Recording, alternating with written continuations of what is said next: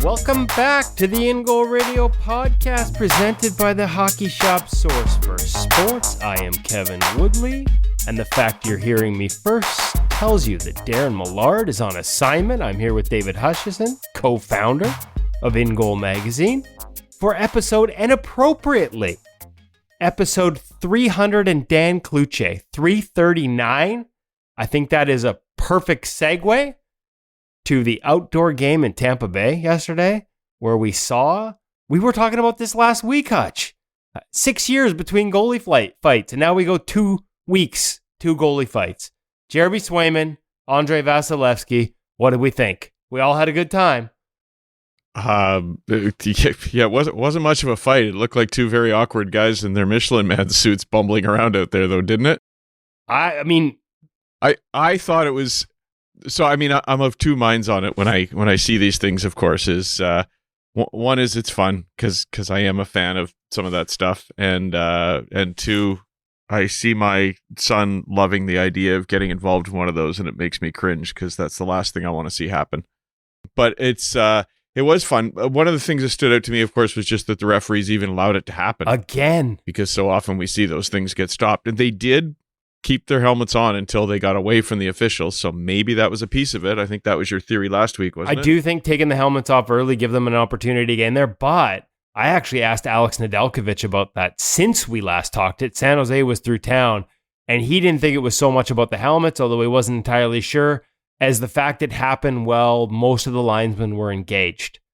And so there was an official that could see this coming and didn't step in, but I'm not even sure if that was a linesman or a referee, and the linesmen were involved I think it was in the other tussle. And we should probably pull your son in, Matthew, and ask him if there's rules about referees versus officials at that level getting involved. If it's just the linesmen that are supposed to, I honestly don't know. At the end of the day, we went from none in 6 years to 2 in 2 weeks.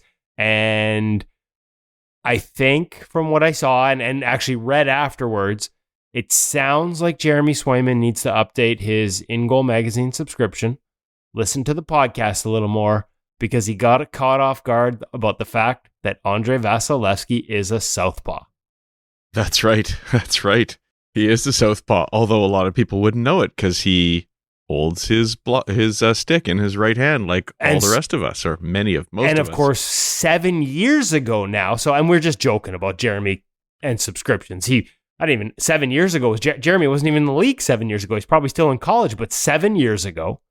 I think he's got a subscription there we go. too, Kevin. 7 years ago, Andrei Vasilevskiy told us that he's a lefty and that he actually should catch with his right hand.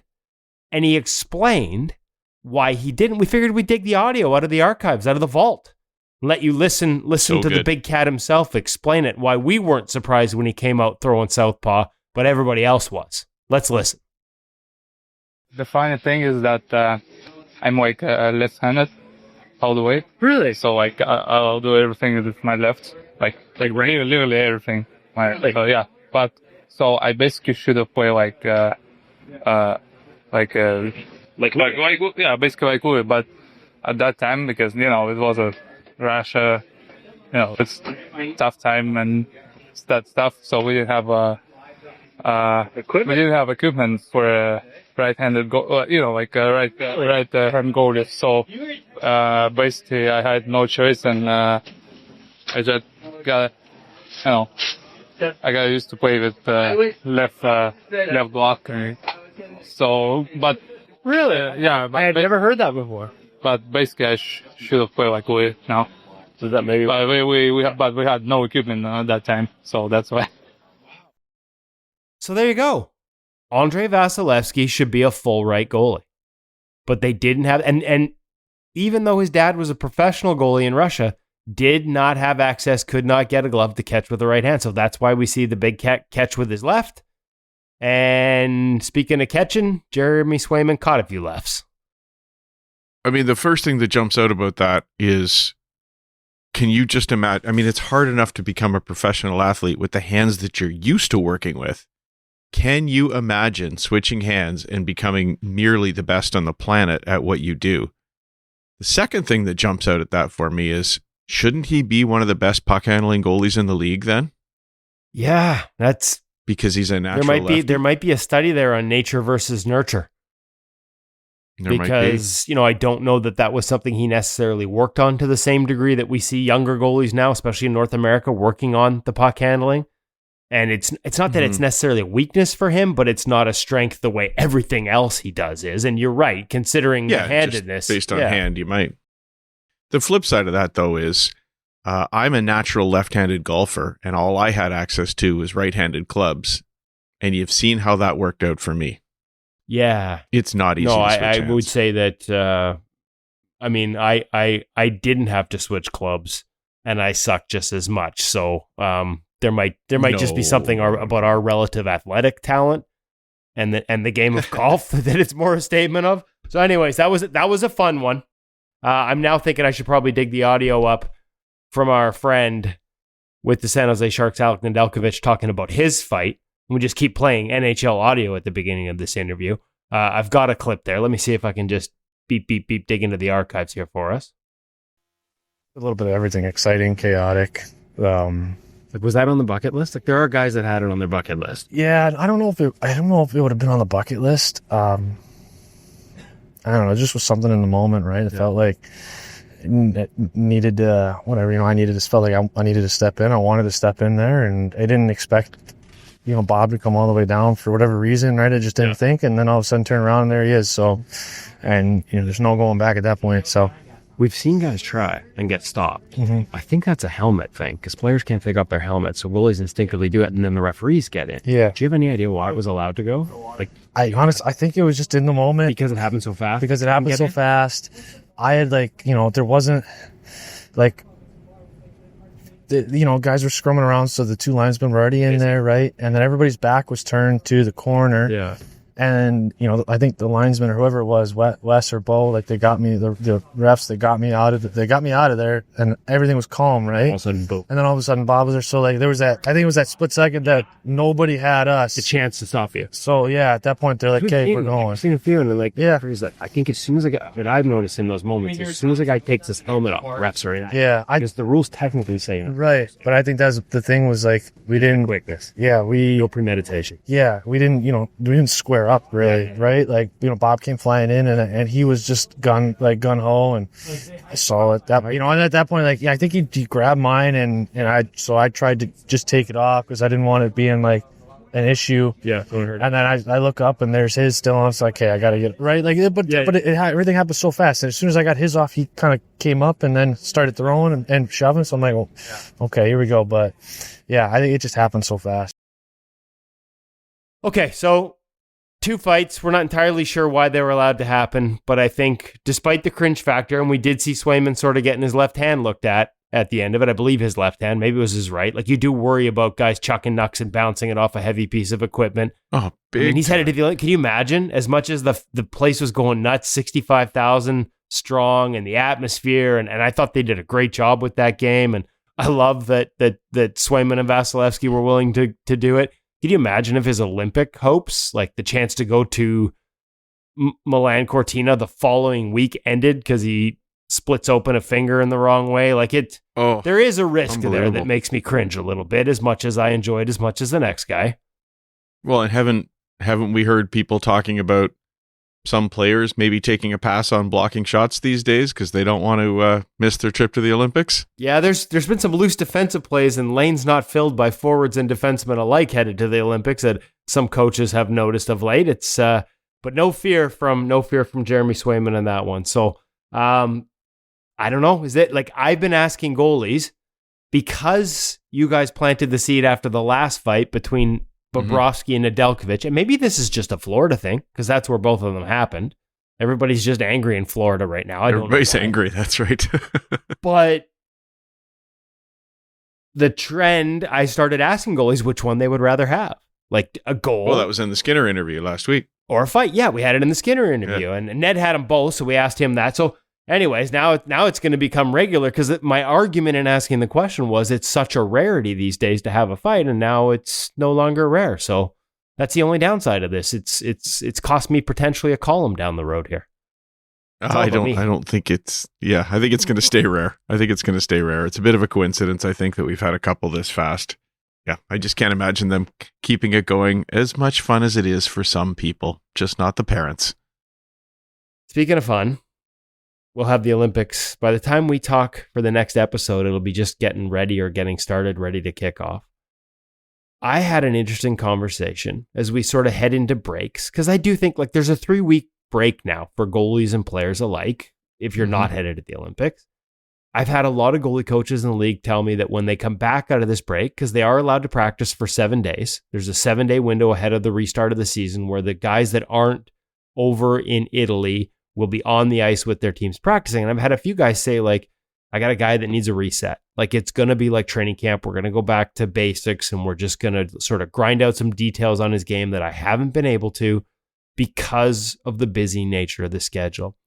And we've talked in the past on this show and with some of our guests about the risk of chasing change for the sake of change. You know, when things aren't going well, you really need to take a hard look at it and figure out whether you need to change. Like sometimes guys will look for changes because, hey, things aren't going well. But if you actually look at the video, you break it down, it's like, should I have played that any differently? Like it's a frozen sheet of ice, a frozen puck with an odd shape that bounces all over the place. Like sometimes great lesson for people at all levels to think about that. Exactly. And so this takes me, we're going to get to our featured guest, by the way. Oh, talk about burying the lead. But who's our featured guest? This is what happens when I get to drive the bus. It's all over the road. Our featured guest, presented by NHL Sense Arena, is Jacob Fowler.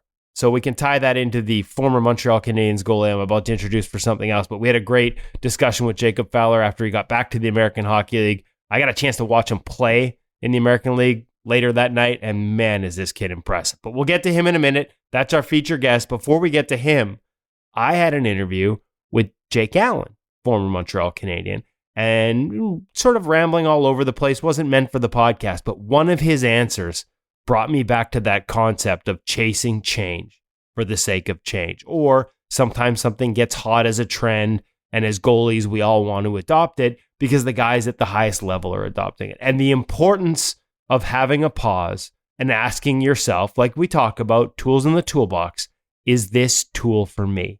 So without further ado, let's get a quick one with Jake Allen and a great anecdote about why sometimes it's important to stick with your foundation, your equipment, as you've always used it, rather than chasing change for the sake of change. You have a longer paddle? I do. Longer paddle, yeah, I noticed. I've used it since I was in junior, so I've never changed. Everybody's going the other way. Yeah, one mistake I made in my career with the stick, I had my paddle when I was my first year junior. I went to the U18s. It's sort of my coming out party. I got tournament MVP. We won the tournament. Next year, we come in and play Montreal. I moved to Montreal, playing junior. And then in December, I decided to change my paddle for some reason. I was 18. I was a dumb kid, right?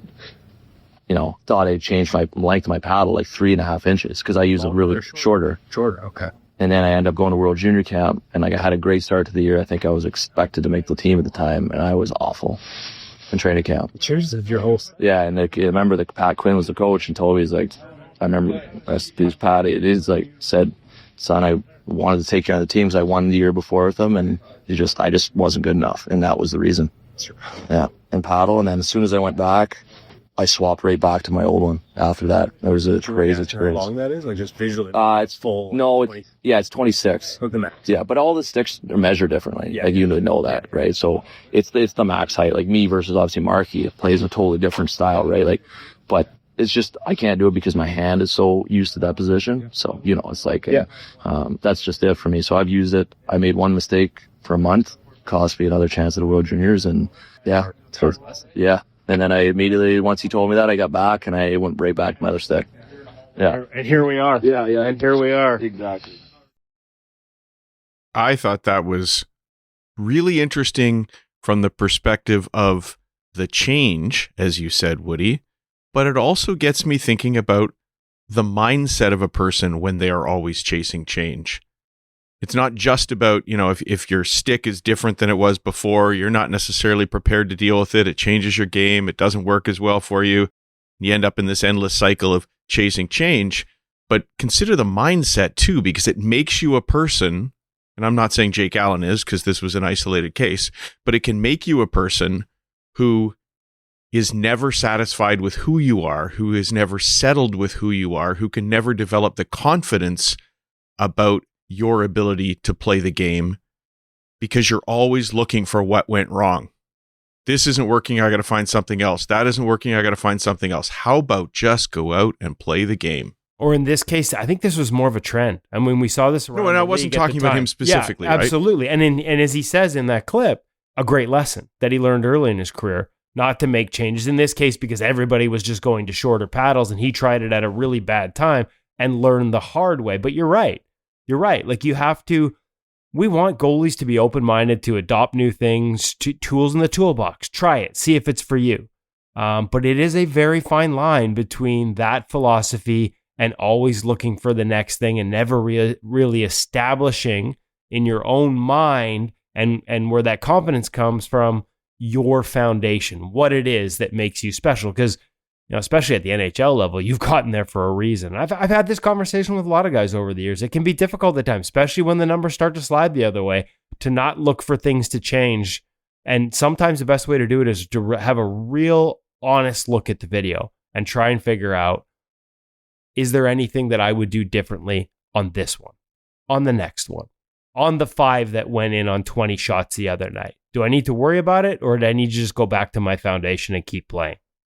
Agreed. I mean, we talked about that in the parent segment at one point, how you can have a discussion with your kid and have them be able to walk away from a game and be satisfied with what they did, even if it was 5 goals. Because exactly the same questions you were just asking there, I think, is so important. And I just want to reiterate, I think some people might think, well, you won't get your foundation because, I'm a 580 goaltender, or I'm a 26-inch paddle goaltender, or I wear these particular pads. I don't think it's about that. At least the point I was making is that it's a mentality thing as well. You just can't always be dissatisfied and looking for the mistake. It reminds me of some conversations we've had around testing gear. When you're out there on the ice with that new piece of gear and it's spinning through your head all the time, how does this feel? How does that feel? How's this different from what I wore last week? And I'm not suggesting a goalie who tries a glove with a different break is going to be like that automatically, but if you're always looking for what it is that's wrong, your mind is not where it should be. And if your mind isn't where it should be, you'll end up where I am, which is nights where 5 on 20 feels like a decent outing and nobody's recording video for you to look back on later. You're certainly not chasing change. You're just chasing a post-game beer that's chilled in the locker room. As they say, all roads lead to beer league. But that takes a lot of maturity. I mean, even at beer league, but also for young kids, because you and I might be able to look at something and say, yeah, that was actually pretty good. I couldn't have done much differently. But there's a head coach, a GM, and a player, and other parents in the stands saying, well, you just got to find a way. Can't have 6. We need a save somewhere. That's not a mentality for a goaltender. Don't get me started on that. I don't have to worry about that in beer league. Thank goodness. But yeah. Oh, get started, Woody. Get started, because I'm thinking about it.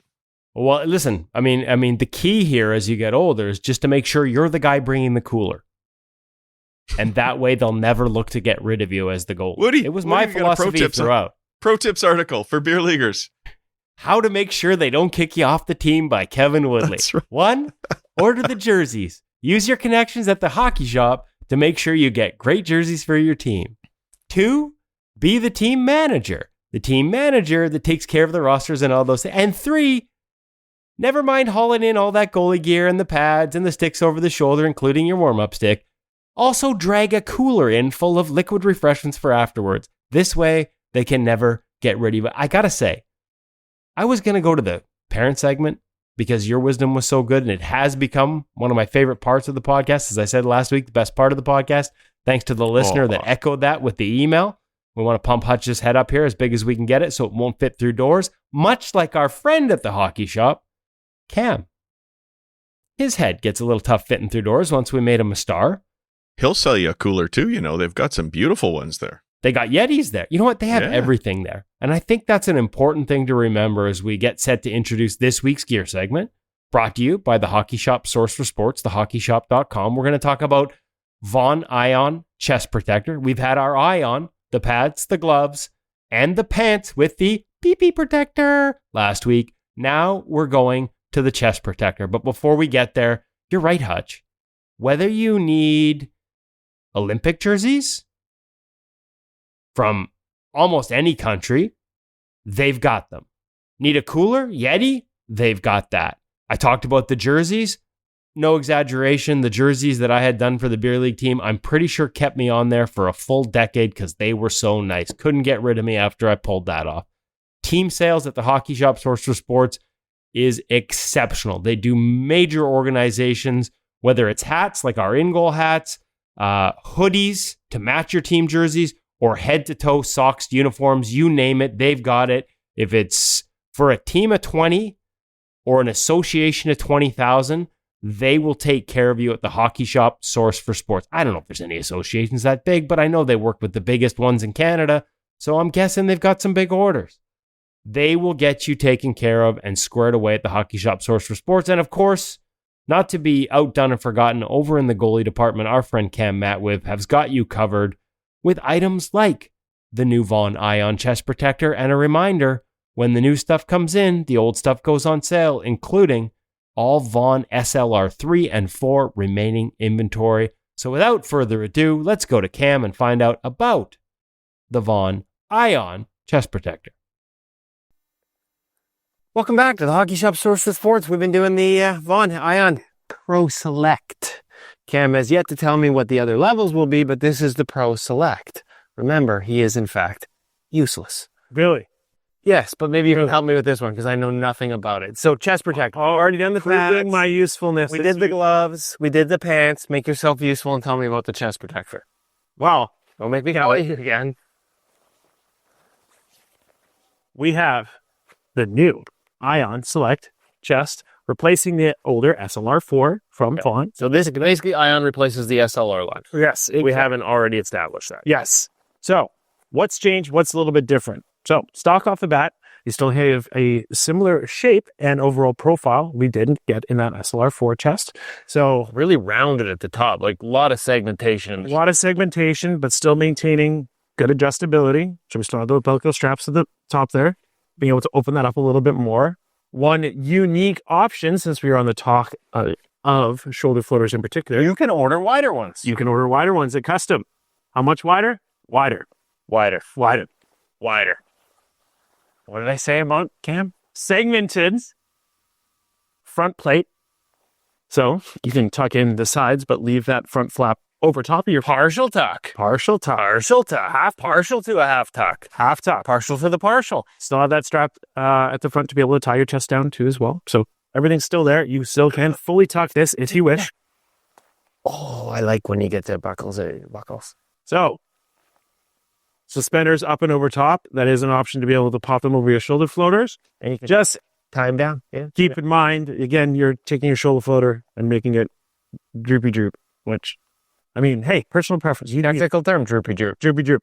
So something that is gone from this unit versus the older model would be there was those button snaps to be able to shorten the arm length on the chest a little bit. So arms are going to be what they are. They are no longer adjustable up or down. I mean, they're no longer adjustable, but you've got some play here within the fabric, right? Like, there's no raised, it's not totally fixed, right? Yes, But you don't have the same level of adjustability. improved arm padding. I was just going to say, like, super beefy through here, and I like the way they've segmented the two different shoulder pieces. This is a nice piece here. So once again, Vaughn's trying to separate itself from that stereotype of, mobility, but at the sacrificing of protection. The sacrificing. Sacrificing. I made that one up. It's new. The old word was that they were mobile right out of the box. Yes. But you were going to feel it, right? Like we've told the Henrik Lundqvist story before, walking in and the bruises, But we bringing still, him a new unit to try. That's one of my favorites. we still have that mobility, but at a beefier package. Notice there's some extra padding under here, removable Yes. within, Not removable. just adjustable. Adjustable. Okay. Yes. So you get a little bit more of that. Yeah, that's safe. Again, I got to put my useless. Useful again. He's useful again. Okay, back of the chest. You still get that arm adjustability in terms of being able to tighten that up a little bit more. A lot of protection around the top side too. More of a Yeah. wraparound. Yes, trap protection in particular Protection down around the wrist. for your wrist. Lock in the elbows pretty good. adjustability at the back in terms of for your body with a unique system. They did kind of come out with that SLR chest. Get rid of the buckles, nothing to break. Correct. And just a different kind of style of a fit in terms of on the back plate itself versus some of the other chests we see on the wall. Okay. Ion Pro Select. What if I had questions about the other lines that are coming, Cam? You can call me and I'll be extremely useful at 604-589-8299 or 1-800-567-7790, or you can check us out at thehockeyshop.com. Available to order custom as well, if you like. Don't have to wait to the spring, folks. Vaughn's new line is available now. They've got it in store at the Hockey Shop Source for Sports and thehockeyshop.com. Vaughn ION Pro Select. So I was at my son's game the other day, looking around the stands, and lots of Vancouver Golden Eyes jerseys. Maybe they got them at the hockey shop. Don't know. They've got them there for sure. The entire They do, league, 100%. PWHL, they've got 100%. great inventory. Jerseys, official jerseys, hats, hoodies, everything. Yeah, I know. It's so cool to see the impact that PWHL is having around the game of hockey. And then to add to that, you know, they have those chuck-a-puck things at junior hockey games often at the intermission. Everybody buys a couple pucks. They throw them at a target. Whoever gets closest wins a prize. So often here, that prize is to hop on a helicopter and go over to a game of another Vancouver team. But this time, they were giving away tickets to a PWHL game, and everybody was excited to get those as well. So it's having a huge impact. 14,000 strong at the Pacific Coliseum here in Vancouver to watch the Golden Eyes on a regular basis. Their last game, and they didn't have a lot of home games in the month leading up to the Olympics. By the way, congratulations to Emirates Mashmeyer, who's headed over to represent Canada. Many of our guests on the InGoal Radio podcast headed over for the women's tournament at the Olympics. Sandra Abstreeter, who we had on recently. Trying to think of, like, there's a long list of InGoal Radio podcast guests that are headed over there. But you're right, fantastic atmosphere, fantastic crowd, and no shortage of merch available from our friends, The Hockey Shop, Source for Sports Langley, thehockeyshop.com. So one more plug for those guys before we get over to the parent segment, Mr. Hutchison. Again, we're going to follow up from last week's, which was a really good one, brought to you by Stop It Goaltending. If you want to have 25 years of NHL goalie experience at your fingertips, you want to tap into the goalie parenting expertise that helped Joey Decord reach the NHL, that's what you get with a subscription to Stop It Goaltending U, the app. All the knowledge from Brian Decord, who has been an NHL goalie coach, scout, and director, currently with the Detroit Red Wings, as well as all the insights and expertise from his staff at Stop It, which last year celebrated 25 years as one of the world's top goalie schools and includes a long list of coaches that are working in the NCAA, all delivered in easy-to-digest chunks, including 5 short daily primers, weekly style analysis, and breakdown videos, as well as drills that you can take on the ice with your team and goalie coach. Plus, you get a subscription to InGoal Magazine Premium, all included. So check it out now at the App Store or Google Play Store.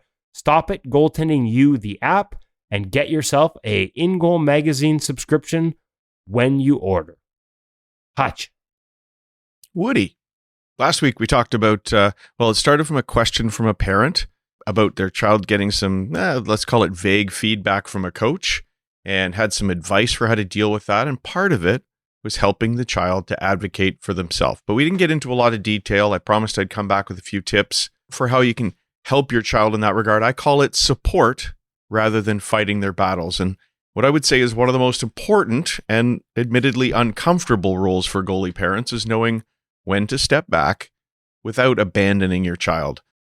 When feedback from a coach is unfair, vague, emotionally charged, the instinct as a parent, of course, is to step in and fix it. The old helicopter thing.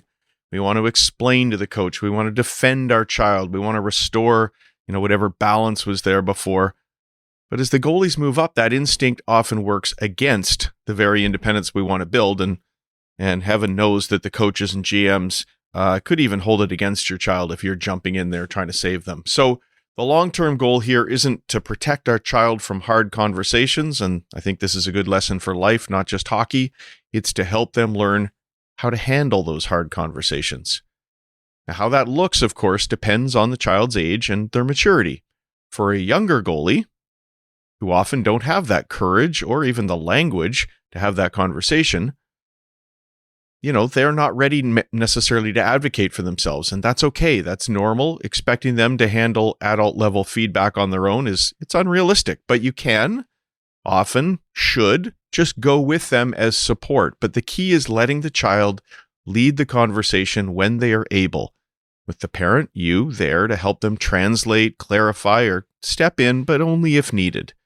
So here's how to help a younger child, giving them support without fighting their battles. First, like I said, be present, but let them speak first. If your goalie wants to talk to the coach, you can go with them, especially when they're really young, but give them the chance to ask the question or share their confusion about the situation before you jump in. And you're just there as the backup. You're not the spokesperson, but you can be the translator. If the conversation gets a little too technical for the child, a little too emotional, you can help reframe it for them. Just say, what do you think coach meant there? Was there anything specific that you could work on? We're helping them to process the situation. We're not trying to, fight the case for them.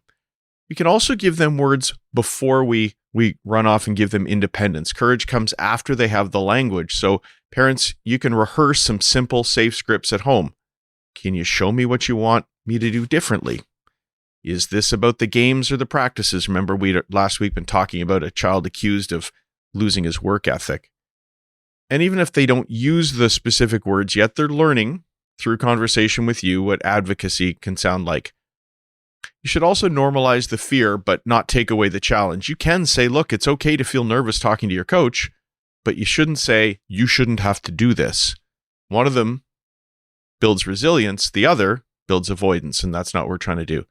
And like I said, only step in if the child's really feeling overwhelmed, confused, or sometimes, look, maybe they're even emotionally shut down, and then you might need to ask some questions yourself. But ideally, even if you're the one who has to do it, it would be great if your goalie was there with you so that they understand this is for them. Now, for the older goalies, the ones who can advocate for themselves, even if it's a little uncomfortable, your role shifts again as a parent, and for some of us, that's even harder. You have to move from the protector to the sounding board. Your job isn't anymore to solve it. It's just to listen to your child beforehand, maybe have a conversation. What do you want to get out of this conversation with your coach? What would handling this well look like to you? You can let them own the problem and they can own the response. And it's okay for the conversation they have with their coach to be imperfect. As parents, that's one of the hardest things for us, isn't it? We want to jump in there and make it all perfect. Well, they're not going to be perfect. They might be misunderstood. They might come away frustrated, but that's not failure. That's good practice for your child to go through that because they'll be better next time. Rescuing them from every awkward interaction, that's just going to prevent growth. Now, reinforce the trust though, for sure. Say to your child, I trust you to handle this. That's probably the most important message you can give them. It's going to give them confidence as they're going forward. And you have to stay out of the echo chamber, as we often talk about. Avoid at home relitigating the situation, how fair it is, how unreasonable the coach's comment might have been. That's not going to work. We said that last week. That just keeps the emotional wounds open and trains you to dwell on things instead of deal with them. Support means helping them move forward, not sit around replaying the moment. So that's about it. Just to sum it up for everybody of all ages, the lesson's the same. Not all feedback from a coach will be fair. Not all feedback from a coach will be clear. But goalies don't need us as parents to jump in and fight every battle. They need us to believe that they can handle the discomfort and believe that they're able to deal with it on their own with us standing there beside them, whether it's metaphorically or in reality for the younger kids. That belief of theirs is going to come over time, and that would be the real win for us. Well said. I kind of wish I had a lot of these parent segments for myself when I was not coaching, but being a parent to my young volleyball athlete. There's so many good lessons in here. It's easy to preach. You don't think about them in these terms a lot of the time. And like last week you had numbers and like everything was sort of backed up with not just because, but some real concrete stuff. I mean, it's great. And it's nice to have that perspective, because in the moment, it can be really hard to sort of step back from a lot of these situations and look at it objectively, because you are caught up in the echo chamber and in the emotions. It's funny, Woody, my father's a clergyman, and I watched him give sermons every Sunday, and I never thought to myself that I would end up giving a sermon every week, and here I am. A little bit of a different topic, but it is interesting to be preparing sermons every week. Church of goaltending. Can I say that? Is that that's okay? I haven't crossed any lines there sacrilegiously. Oh, probably no matter what we say, we're crossing a line with somebody, but I don't think you are there. No, Woody. We worship at the altar of the crease. I'm just going to keep going until I end up in hell. Yeah, you're probably going to end up in hell pretty quick because somebody's going to talk about you worshiping false gods or something, and then we're in trouble. Okay. Well, I mean... It's not me. I'm not jumping on you. It's all good, buddy. His name was Carey Price. Only Jesus Saves More, I believe, was one of the T-shirts that we had. I think that started with Bernie Parent, actually. See, there you go. See, I'm learning. So. Once again, the parent segment has Kevin Woodley learning about goaltending and the history of it. Hutch, that was great stuff. Thanks, buddy. From the parent segment, we go to the ProReads. So another great resource over at InGoal Magazine. These ones are brought to you by Vizual Edge. And before we get to everything that Vizual Edge can do for your game, I want to talk about Dustin Wolf, who is our feature in this week's ProReads segment. And Wolfie does a great job at so many things these days, but I think this week his ProReads was focused on his couple of different things. Post-exit mechanics, which I thought was interesting, and then his sort of keys on shifting on screen. So last week I gave up way too much information. I should just say go to ingoalmag.com and read the latest from Dustin Wolf. But first off, Hutch, was there anything as you were editing that video that you liked about his post mechanics that we start with? Well, let's not get into the specifics of it, but what I liked about it was that he gave two different ways he could have dealt with one situation. We'll give that as a little teaser. I like right. He walks you through both. Yeah, and don't we always say here, this is your mantra, really. There's many ways to play goal and not necessarily one right way. And here's a guy that people look to as a model for how to move around the crease, and even he's got a couple of different ways. But I love it. I love that on a relatively dangerous play where he's got to go east-west, he still finds time to regain his feet. I love some of his conversation about how he is shifting, because I think for a young goaltender, learning that shift into a shot that's being dragged and the angle's been changing on it is one of the biggest challenges for a young goaltender. So yeah, there's a ton in there for people to learn from this week. And I love the idea of a shift versus a slide, right? Like, because we do see that quite often. And I don't want to just say young kids. Like, I'm watching the Vancouver Canucks have a relatively young, new to the NHL goaltender, Nikita Tolopilo, who is learning that at the National Hockey League level. 6'6".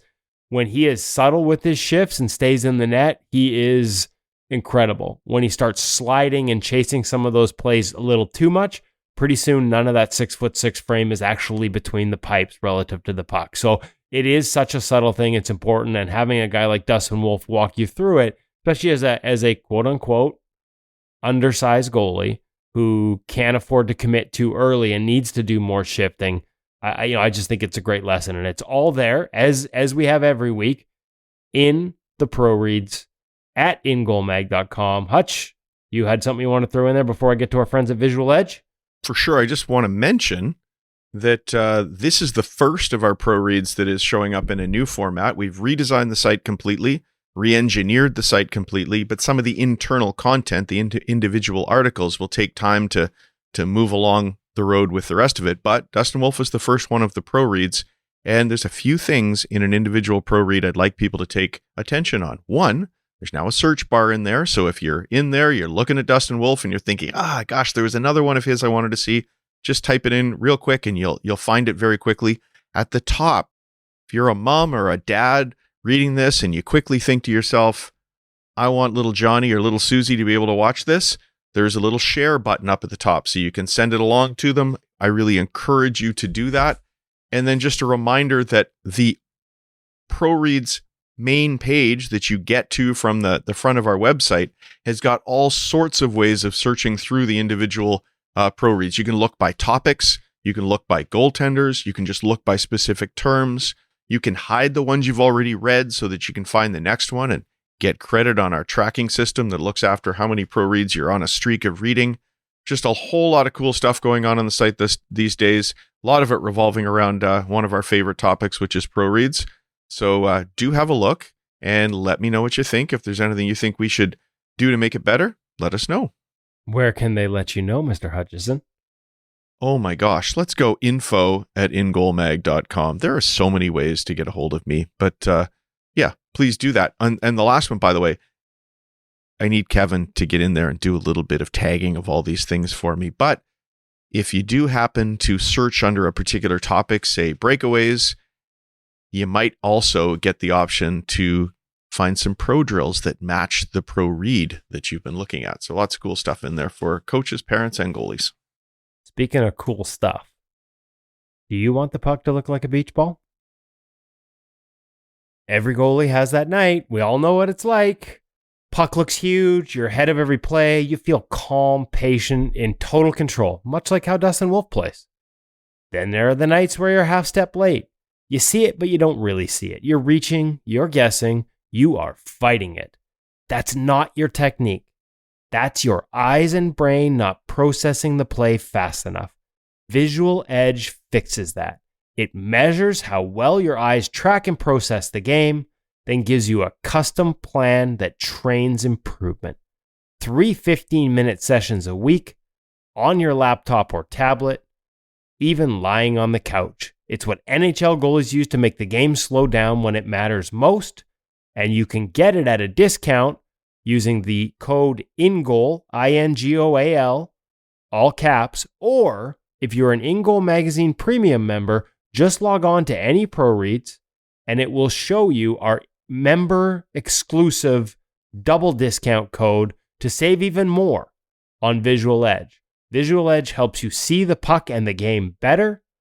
ProReads helps you read the play better. The perfect combination, Visual Edge and InGoal Magazine. Make sure you check out, if you're a subscriber to InGoal Premium, check out the ProReads and get your double discount code from our friends at Visual Edge. Well, we kept you waiting long enough. It's time for the feature interview. And this is a beauty with a beauty. I know everybody's going to enjoy Jacob Fowler, Montreal Canadiens prospect. Got his first taste in the National Hockey League this year. Handled himself very well. Is an all-star in the American Hockey League this year.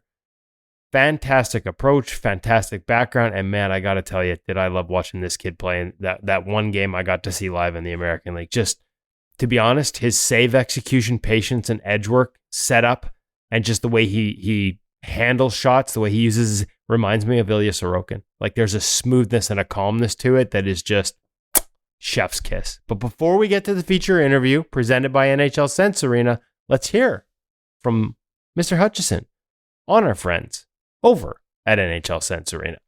I don't even get to ask you a question about Jacob Fowler and what you saw, but that's okay. We'll come back to it after the feature interview. But first, I do want to tell everybody about NHL Sense Arena because they do sponsor, they do present all of our feature interviews. We are so thankful to think back to when they began. It was a cool thing to be able to work with, and it just told us what the future was. At the time, we felt like we'd hit this massive home run getting the opportunity to work with such a neat product. And yet today, it's absolutely night and day from where they began to where they are now. It's like, I don't know, Pong versus a modern day video game with all the incredible bells and whistles, because they work on it all the time. There are small releases all the time. Every year there's a major new release. It is just an incredible product that is used all the way up to the National Hockey League, as we know. What a tool it is. And even though it's a tool, it's fun.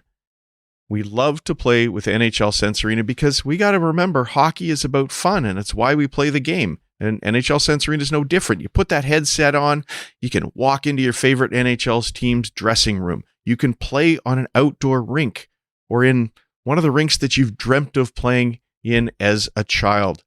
You get to get your name up there in the Jumbotron, see these incredible stats, join in on competitions like their NHL Stanley Cup mode.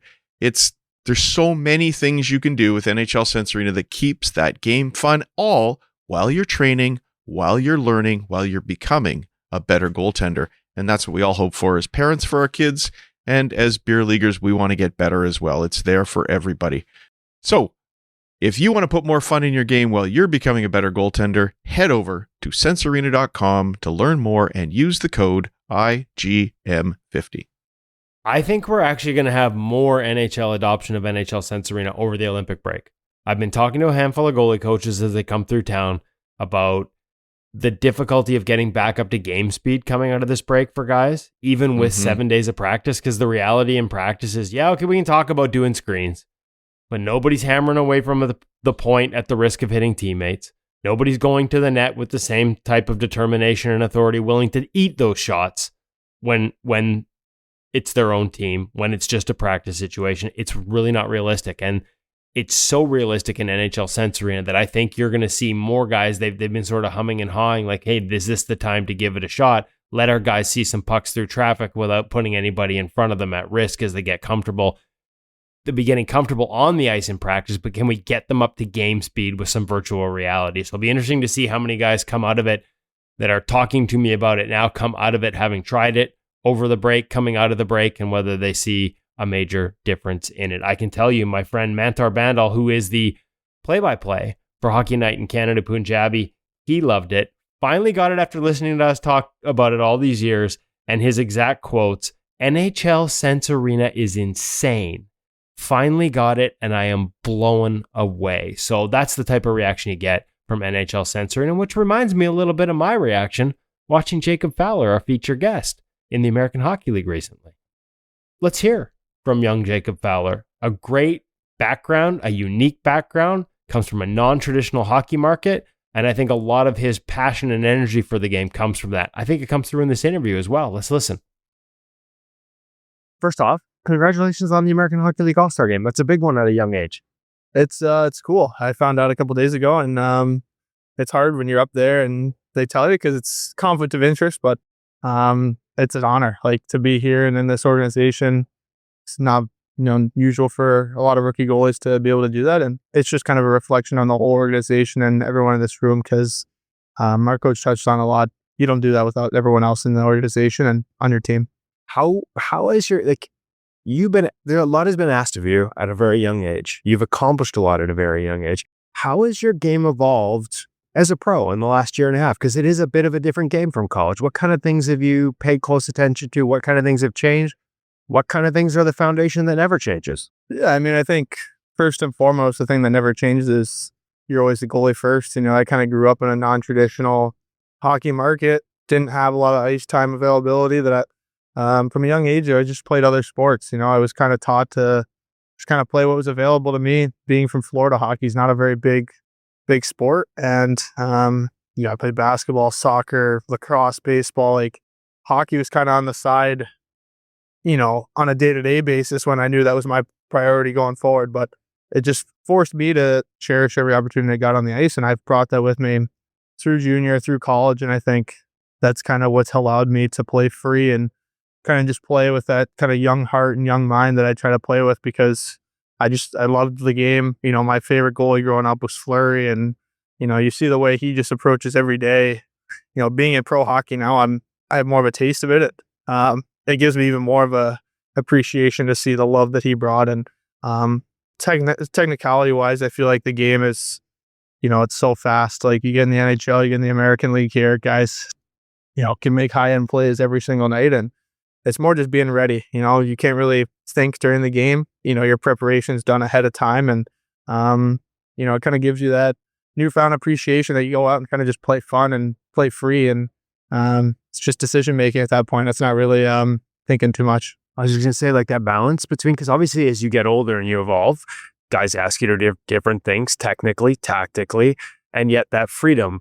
Finding that balance between trying new things and maintaining that freedom in your game. How have you struck that balance over the years? Because we kind of see it when you play. Yeah, it's kind of playing with fire. You got to give and take a little bit. You can't be just running around trying to poke check everybody. But I think I'd love to play a simple game where it frustrates guys when maybe I'm not moving too much, because I love to play forward. Either in the summers or just free ice whenever it's available. Or now in Montreal at the snow and everything, playing pond hockey. So, like, I just love being around the game and playing as a forward too. It allows me to see kind of what players think, being here and in the NHL. Like, I picked up stuff that players do on a daily basis and understand why they do it. And I think until this year, it was more just you thought guys just do it because they're creative, when you realize there's a purpose kind of for everything that guys do. And as a goalie in pro hockey, you're trying to look for that edge every day because, the harsh reality is no one's going to watch the game if a goalie had a shutout, every night. The game's never going to be 0-0. So, any little piece of, work or knowledge you can pick up. And, I'm fortunate to have Capo, who's such a, good veteran for me, and have Marco here as well. It's been great. I don't think I could have asked for a better setup since I've entered pro hockey in the last couple months. Okay, so quick get to know you. You mentioned Florida. How did this come to be? It's become more and more full circle as I've been playing longer. And my dad picked up hockey late, probably in his 30s, early 40s more. And when I was born, the Lightning won the Cup in Florida. So go figure, hockey just kind of was growing and growing, and they win the Cup the year I was born. And I just stuck with it. My first memory kind of being alive were being at the rink watching my dad play. I got little mini skates from the time I could walk, and I always knew hockey was going to be a big part of my life. And people always looked at me and my family like we were crazy, missing every kind of Thursday, Friday of school, or maybe Mondays if we were playing in championships. But there were a lot of sacrifices. I lived 4 hours away from where my team in Florida played, and every week it was, my mom would have to leave work at like noon, and we'd drive 4 hours to practice. And then Sunday night, you drive back, get home at midnight, and, you learn a lot of what it takes for them, to sacrifice kind of their lives to put mine first. And it's been cool to share all that hard work and, don't want to say the destination, but to be in the NHL and share that with them is, it kind of makes it feel like everything that they did was, worth it, and it all has paid off. But that's a little quick get to know me. But What about goalie? Like, what drew you to this position? Did Dad play this? so both my parents went to college in West Virginia, and growing up in that area, my dad has spent a lot of time there. And in West Virginia, you kind of either root for Pittsburgh or you root for Philly. And he always grew up rooting for Pittsburgh, and Pirates, Steelers, Penguins. He was more in the Lemieux era. And, I was obviously born and had Crosby, Letang, Malkin, Fleury. Like, those are the guys I've idolized my whole life. And go figure, my first NHL games against them and first preseason game too. So it's just been crazy, kind of every little memory of watching hockey and playing hockey. Marco trained Fleury growing up, and a few weeks ago I sent him the clip of the Fleury double push, save on Lidstrom to win the Cup. And I told him, like, kind of jokingly but seriously, like, that save made me a goalie. Like, that save was, when I saw that, I played kind of house league as a goalie every once in a while and played forward, but that save and watching Fleury, I was obsessed with the gear, wanted to be a goalie. And I ended up making the switch completely when in house league, I was so mad that we were losing every game because our goalie wasn't very good. And I told my dad, I was like, I hate losing. And I was like, I could do better than this guy. And I ended up playing goalie, and we must have done well. And I was kind of addicted.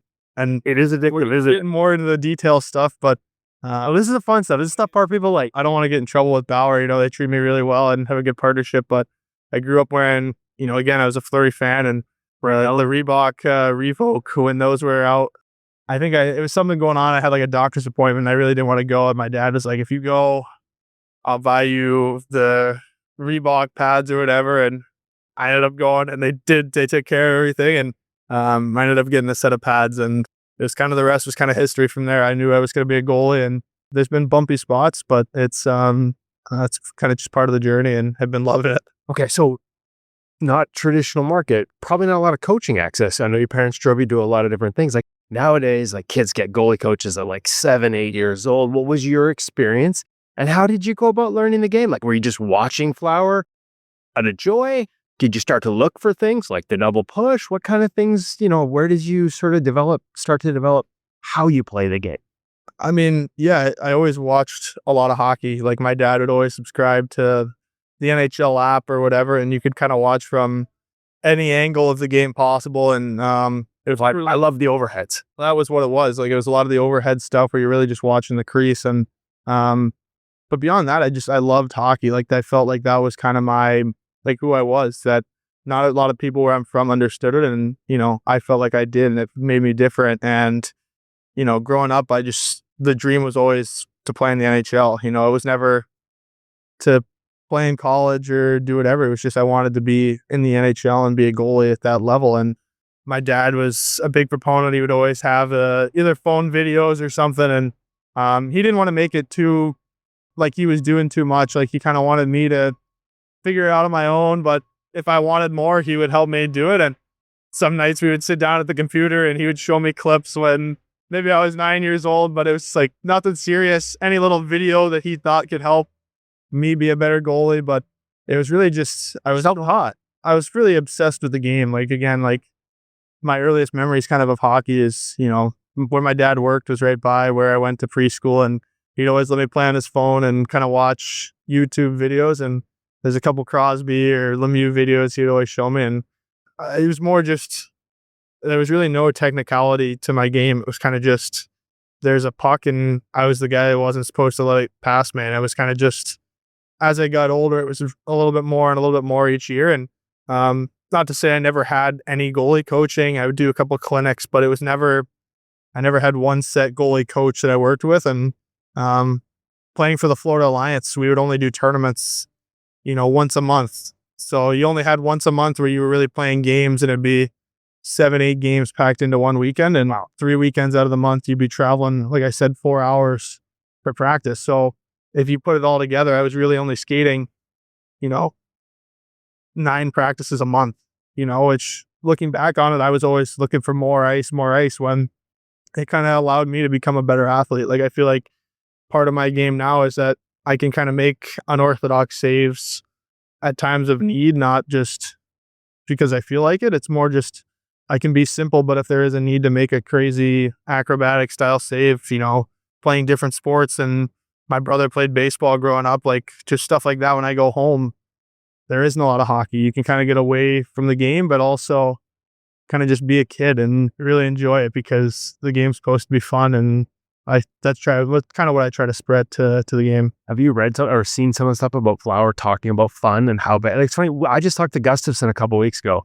and he talked about the mentorship of Fowler and how his game hit another level once he remembered that it's all about that. I think that's something I try to do on a daily basis. Like, I haven't been in pro hockey very long. You know, in college, I was fortunate to be around a lot of guys similar to me who just loved kind of the silliness and the fun of the game, or funny moments stuff. And I don't know, I always look at it in the sense of, if I give up a goal, unless it's a really, really bad goal, it's more or less like being in the NHL, it's even harder, because you try not to over-respect guys like, oh my God, I've watched him my whole life. It's more like, you know, in New York, Panarin scored a penalty shot goal, and I just laughing all my buddies like, you know, that's why he is who he is. And you can kind of laugh it off in a bit, but you know, you learn from it, you know. And I think for me, it's not getting down on myself or losing confidence. It's more of just like, you know, I know what I'm capable of. I understand what the game means to me and what I am without the game as well. And it allows me to just play free and kind of go out and just enjoy the beauty of being able to play, because nobody would want to watch hockey, like I said, if the goalies, you know, made every save. Yeah, 0-0 games aren't, we like it as goalies, not everybody else though. So you have conversations with shooters, like you're trying to learn from them, like that give and take between shooters, your teammates, you're talking about what they're seeing, what they're looking for. Like, it feels like you read the game at a really high level, and I'm sort of starting to get a sense of where that comes from. You always evolving it by making sure you're having those conversations with the guys on your team about those types of things, and like you said, playing it.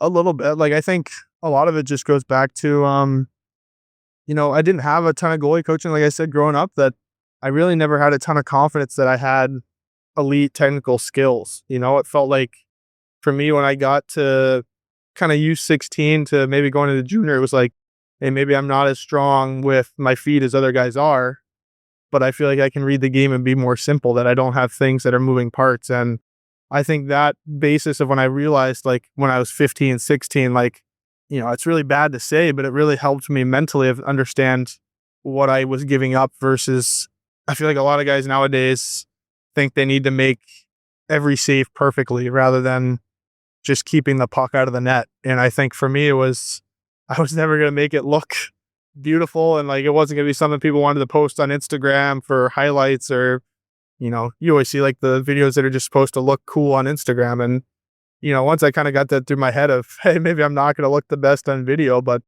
I can stop the puck better than the other guy they're looking at, then that's all I can do. And growing up with that attitude, when I got better and better and had more coaches and ice time available, because I loved the game so much, I was just kind of addicted to being on the ice and always wanted a little bit more. And he's got to pull back a little bit on sometimes with me wanted to watch. I love to watch elite goalies. And, even when I was up, it was hard to not want to watch all the morning skates with guys. And because you see what makes them good, it's being able to do the little things, just the little basic habits over and over. And that's what the game is. So last one, as you add those technical layers, is that almost like you have all these extra things, you can just add these little bits without getting carried away by, not obsessed by it. Like there's still little things you can add, details that'll help, but not losing who you are and all those elements that make you special. Is that kind of where you're at right now? Yeah, I think I was so fortunate to sign at the end of my college year last year and come and work with such a good goalie coach that Marco is and be in pro hockey. And I was lucky. I was on a really good team that I got to be in some situations with guys who had played at that next level for a bunch of games. And it was hard at first, because you want to be, you're always chasing perfection. Like as a goalie, you're always chasing to maybe give up one less goal or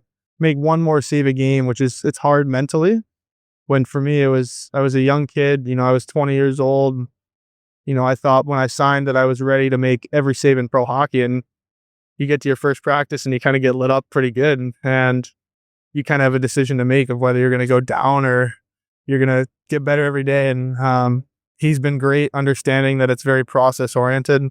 Growing up, I never really had it on paper or had the mindset of everything's a process, but it was kind of how I lived. Now I kind of know what everything means, and it's similar to what I did when I was younger. But the moral of everything was when I signed, I wanted to just try to take every piece that I could and execute, because I was only there for a couple months and had the whole summer that I wanted to make sure when I showed up for camp that I could show them, hey, this is what 3 months looks like. Now I'm in the zone of, like, man, I feel this good now. Like, what's 6 months, 9 months, 12 months going to look like? And, I've been fortunate to have a lot of opportunity at an early age. And now it's what can I do to keep improving every day, that in a year, 3 years, 10 years, that you don't leave anything on the table. You kind of just be the best version that I can be. Oh, so well said and so mature for the age. I'm so impressed. Thank you so much for spending the time with us today, Jacob. It was a real pleasure. Thank you. I appreciate that. Okay, Woody, I love the way you described your experience watching Jacob Fowler, your usual literary flair with it, describing what it's like. But can you put that into terms for a mom, a dad, a less experienced goaltender, somebody who's a fan of the game? What is it specifically that you see that impresses you so much, that makes you say that you love the way he executes a save, the way he moves around the crease? What Edge work, give me edge a work scouting tip, maybe. Edge work and efficiency. So What does that mean? I mean, it means that he's always got his feet underneath him. He beats plays without looking like he's making big, we see like the big dramatic pushes where guys have these big open movements. He doesn't have that. He's just really quick with his feet, really fine with his edges, always seems to get there and be square. And then when he's making saves, like there's a patience on those same edges before he commits down, and a smoothness with the glove.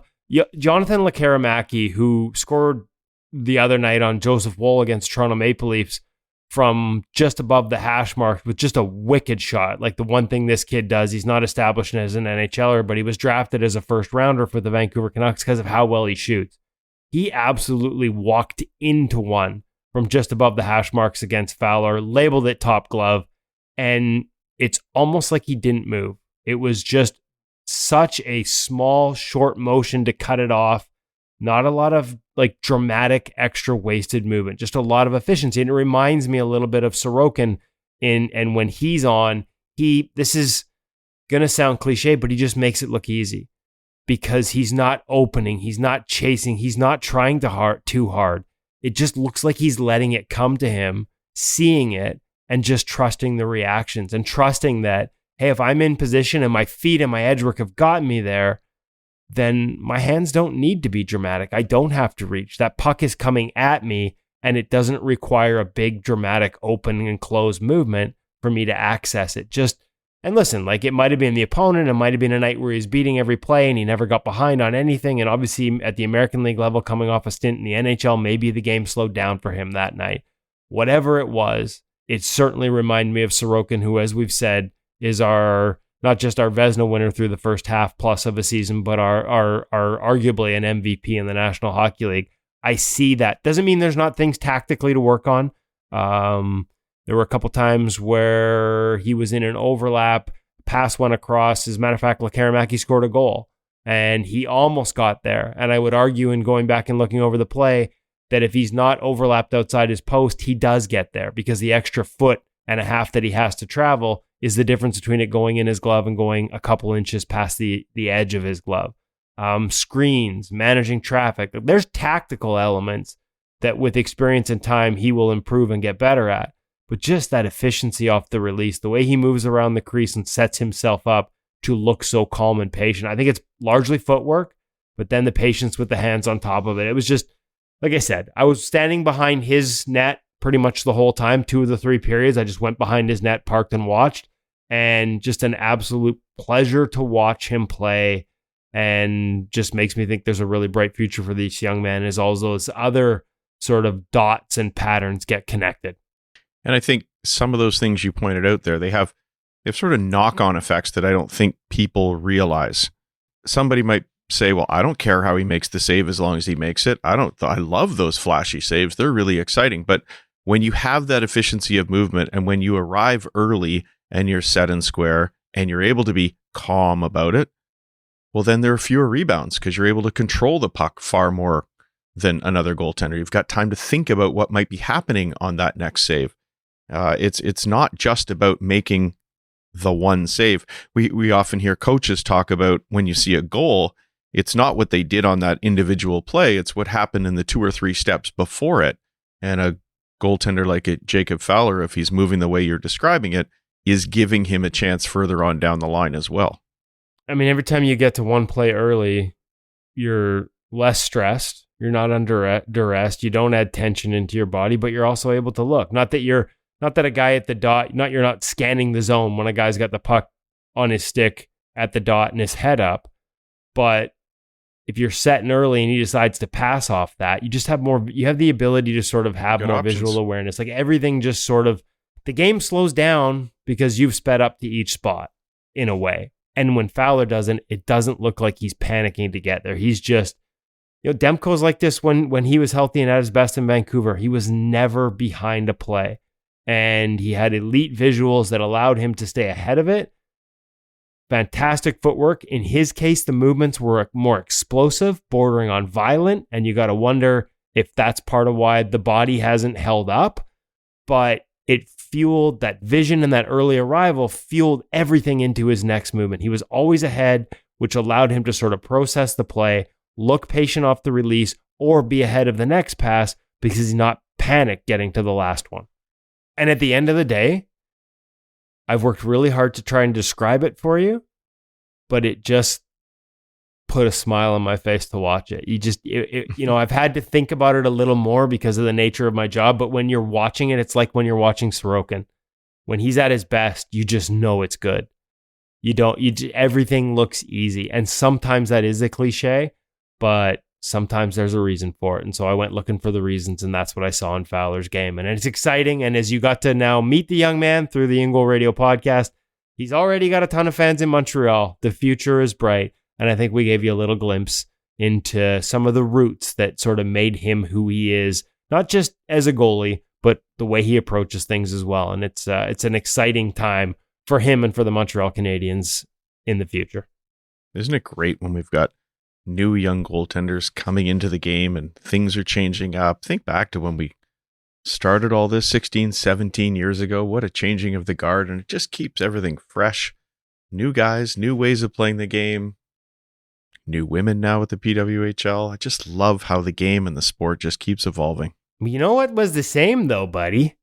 What's that? Our friend Marco Marciano was there, and Who I has think been with us since the beginning too, hasn't he? Since the beginning, and with Laval, Montreal Canadiens, American Hockey League affiliate, since the beginning of InGoal, and Had some time with the Canadian national women's team as well back in the early days when we got started. Has always been a great resource, and a congratulations to him. We hate that it's at the expense of anyone else, and Eric Raymond may not have appeared in InGoal magazine because just some rules around it, but was always kind when I saw him at the rink, and so we feel for him. But congratulations to Marco Marciano moving up to be the goalie coach of the Montreal Canadiens.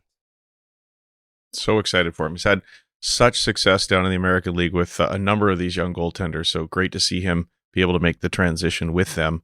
The future is bright in Montreal. All right, that's it. I don't have a sign off. Last time I had to host, I recognized at the end I had nothing to say and needed to come up with something witty. I don't have it. Just come back next week. I promise the host will be better because Darren's back in charge. Have a great week, everybody. InGoal. That's the one.